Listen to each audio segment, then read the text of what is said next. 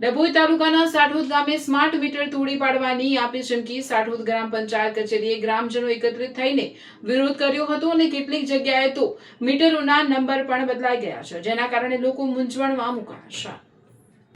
ડભોઈ તાલુકાના સાઠોદ ગામે smart meter તોડી પાડવાની આપી ચીમકી। સાઠોદ ગ્રામ પંચાયત કચેરીએ ગ્રામજનો એકત્રિત થઈને વિરોધ કર્યો અને કેટલીક જગ્યાએ તો મીટરોના નંબર પણ બદલાઈ ગયા છે, જેના કારણે લોકો મૂંઝવણમાં મુકાયા છે। ડભોઈ તાલુકાના સાઠોદ ગામમાં સ્માર્ટ મીટરને લઈને વીજ ગ્રાહકોનો આક્રોશ ચરમસીમાએ પહોંચ્યો છે।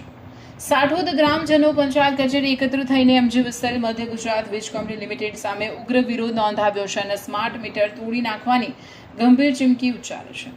વિરોધનું મુખ્ય કારણ એક મહિનાનું બિલ 3 થી 4 ગણું વધારે આવ્યું છે। ગ્રામજનોના જણાવ્યા અનુસાર પહેલાની સ્થિતિ અગાઉ દર 2 મહિને એકવાર લાઇટ બિલ આવતું હતું। હાલની સ્થિતિ સ્માર્ટ મીટર આવ્યા બાદ હવે દર મહિને બિલ આવે છે। ગ્રામજનોનો આક્ષેપ એક જ મહિનાનું બિલ અગાઉના 2 મહિનાના બિલ કરતાં પણ 3 થી 4 ગણું વધારે આવી રહ્યું છે। બિલમાં અચાનક આવેલા કમરતોડ વધારાના કારણે લોકોમાં ભારે રોષ વ્યાપી ગયો હતો, જે બાદ મોટી સંખ્યામાં ગ્રામજનો ગ્રામ પંચાયત પહોંચી હોબાળો મચાવ્યો હતો। એમજી વિસલના અધિકારીની સ્પષ્ટતા અને ખાતરી। ગ્રામજનોના ભારે આક્રોશ વચ્ચે એમજી વિસલના અધિકારી કેડી સોની દ્વારા પરિસ્થિતિ થાળે પાડવાનો પ્રયાસ કરવામાં આવ્યો હતો। ટેકનિકલ ખામીના કારણે આ સમસ્યા સર્જાઈ છે। અંદાજે 4000 જેટલા વીજ ગ્રાહકોને અસર પહોંચી છે। જે ગ્રાહકોને વધારે બિલ આવ્યા છે તેમને સુધારી આપવામાં આવ્યા છે અને બાકીની રકમ આવનારા આગામી વીજ બિલમાં એડજસ્ટ કરી દેવામાં આવશે। કેડી સોની ગ્રાહકોને સંદેશ આપ્યો। અધિકારીઓ દ્વારા ટેકનિકલ ખામીનું બહાનું બતાવી આશ્વાસન તો આપવામાં આવ્યું છે, પરંતુ સાઠોદના ગ્રામજનોએ સ્પષ્ટ કરી દીધું છે કે જો વહેલી તકે આ સમસ્યાનું કાયમી નિરાકરણ નહીં આવે તો તેઓ સ્માર્ટ મીટર તોડી પાડીને પોતાનો વિરોધ વધુ ઉગ્ર બનાવશે।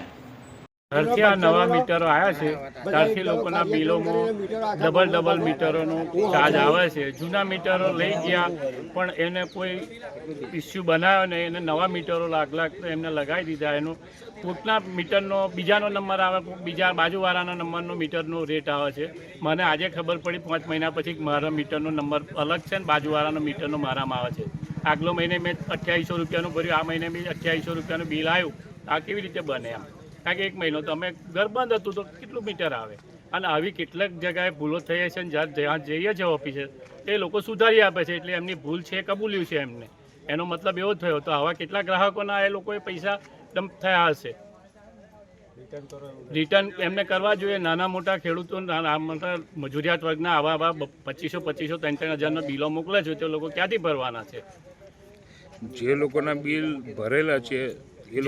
બિલ ભરેલા છે એ લોકોએ એમને રિફંડ તરીકે પાછા આપવા જોઈએ અને એમની ભૂલ કબૂલવી જોઈએ। તંત્ર નહીં જાગે ત્યાં સુધી અમે આ તંત્રની જ ખામી છે। આ માટે આંદોલનના માર્ગે અમે જઈશું અને જ્યારે મીટર કાઢવાના છે અમે કાઢીને તોડી નાખીશું, એવું થશે પછી। ડભોઈ તાલુકો સાઠોદ ગામ નવા મીટર આવ્યા પછી અમારા બિલ આડેધડ આવે છે। જે ભરતા હતા એનાથી ડબલ બિલ આવે છે અને વહીવટી ખામીને અંગે 100 રૂપિયા બિલ થતું હોય એને બદલે 200નું બિલ ઉધારીને આવે છે। ડીઈબીની ઓફિસે જઈએ તો સુધારીને આપે છે। મારું પોતાનું બિલ છે તે 5,549 હતું।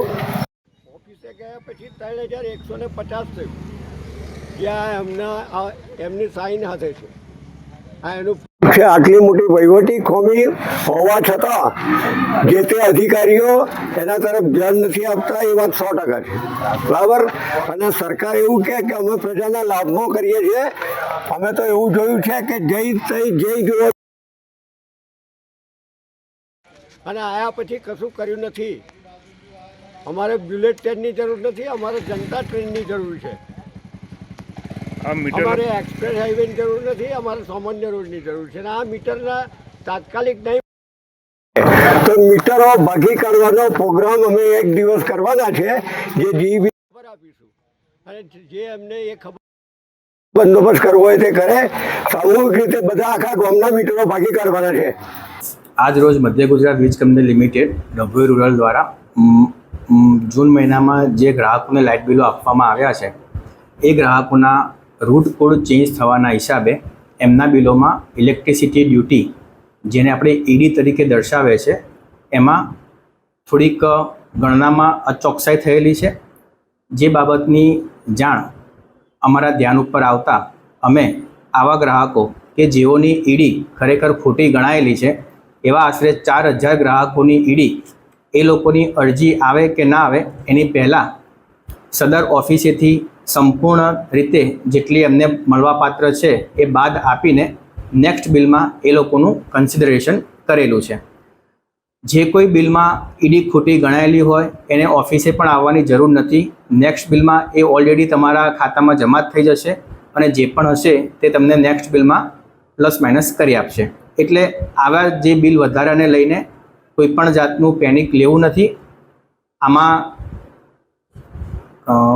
સિસ્ટમના ભૂલના હિસાબે આ ઇસ્યુ થયેલી છે, જે ઓફિસના ધ્યાન ઉપર આવતા એને અત્રે દ્વારા સુધારી દેવામાં આવેલ છે.